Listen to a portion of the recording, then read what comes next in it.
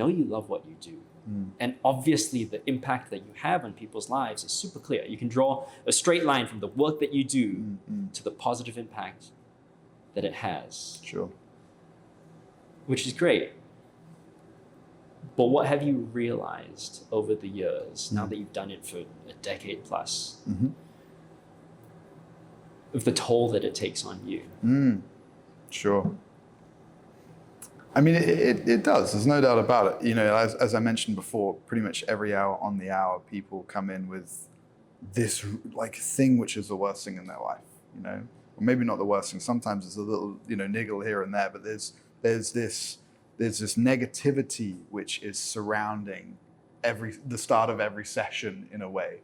But for me, the ability to go to the most difficult part and try and fix it has always been an area which I felt is the most meaningful work. And I remember when we went to train with Dan Brule, he gave a wonderful analogy of feeling like he just wants to jump in the hole with people and then show them there's a way of getting out. And that resonated with me so much because I'm like, that's the same thing. Like, I know I've been dealing with pain, you know, for however many years now, and seen people go through it, been through injuries myself, etc. And I know that for them, they feel lost. They feel in this moment of pure desperation, and they're stuck in this hole. And to be able to jump in there and be like, don't worry, I got this. Like, I've been here before, we can get out. Here's a way out. You know, you can climb up this way, etc. So that was always really meaningful to me. And like you say, the ability to see them get better means that you get this kick out of it. You get this rush where you see that you're doing good in the world, but you get tired. Just listening to the stories, being there with them, being emotive, caring. Some practitioners stop caring, which I think is a terrible shame. You know, they sort of let it wash over them, and it's a way of trying to deal with it. Other people don't stay in the industry that long or feel like they can only do maybe 1 or 2 patients a day. So for me, when someone's laying it all out, the first thing is you got to be there with them, and you got to make sure you're not trying to push past what they're saying too quickly. You know, even if the answer to me seems obvious and clear from the first 15 minutes, you got to be there with them. And when you're there, often I'll find like changing how I'm breathing is a wonderful way to do it. Get yourself into a state of calm so that you can absorb, but not feel like it's changing you. If you let yourself just be taken away with it, you'll start feeling your heart rate rise, you'll start getting a little bit sweaty, a little bit anxious. You think, oh my gosh, I got to help this person, how am I going to do it? So the ability to slow your breathing down, to be able to stay calm in the moment, to be able to observe this other human going through something difficult, and then at the end you have to leave it.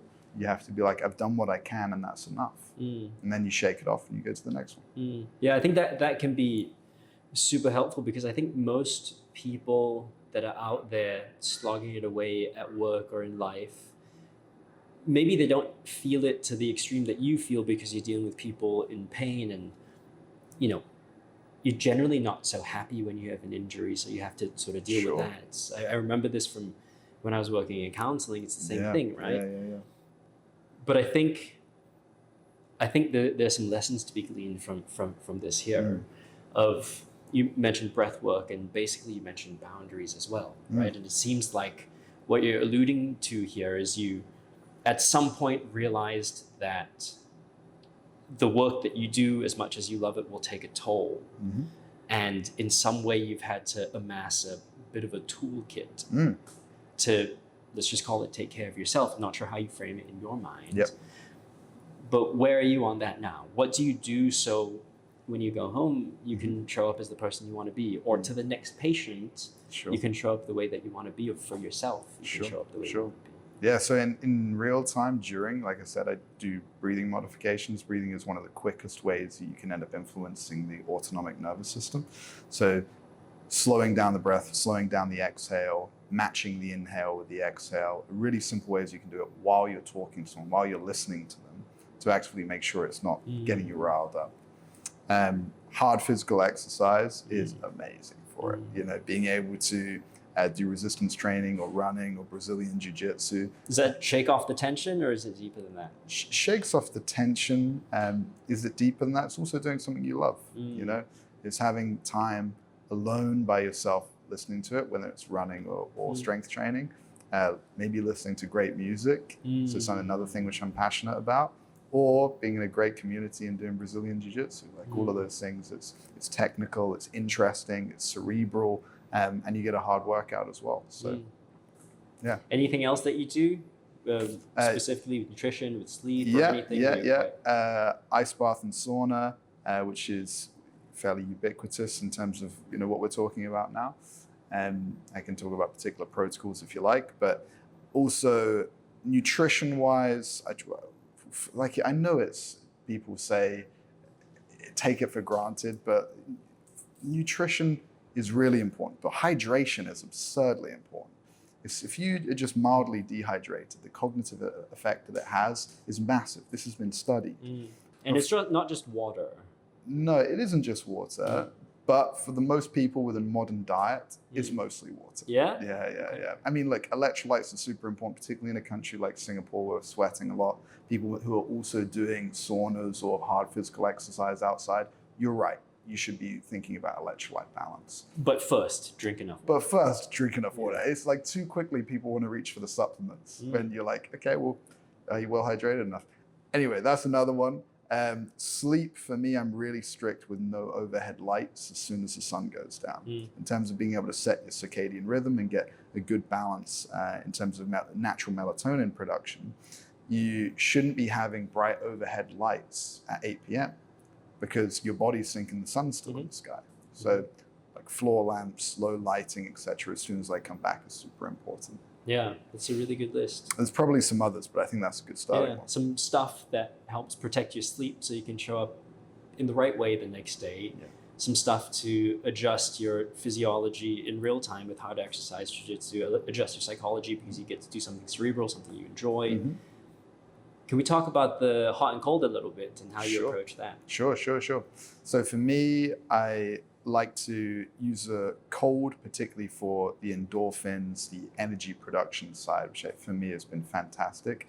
So I typically try and do it early in the morning, around 3 degrees, 2 minutes is what mine is.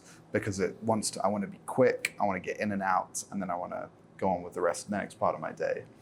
But I've gone to that phase over a long period of time of doing it. I started out doing 12 or 14, dropped it to 10, dropped it to 7, dropped it to 6, dropped it to 5, and then we ended up getting to 3. For my heat side, and also I like playing around, I do love the Wim Hof style breathing as well, just in terms of getting energy moving and getting that sympathetic state. So I do use that in the morning. And then for sauna, I do some of my best thinking after doing a sauna, and I don't know what it is. I haven't worked this out yet. I've spoken to other people. Some people say they get it. Some people say they don't. But for me, watching my heart rate double and trying to stay there for at least 3 or 4 minutes, I'm talking about resting heart rate doubling, in a sauna. So usually it takes me about 18 to 20 minutes, depending on the sauna. I've been doing it for a long time, so I'm quite heat adapted on that front. But when you get that, you're going to get the heat shock proteins and the benefits of heat shock proteins. And afterwards, I feel I do some of my best thinking. Do you do that evening? Do you do that morning? Evening, usually. Unless it's an admin day and I can sneak in one in the middle of the day. Yeah, cool. Thanks for that. And so in the morning, you just do one plunge, yeah? Yes. Not multiple plunges. Yeah, depending on if I've just trained as well. Sometimes I'll do my resistance training in the morning. If I'm doing legs that day, then I won't do it, just to try and not blunt the hypertrophy response. Nice. Yeah. Yeah, thanks for sharing that. No worries.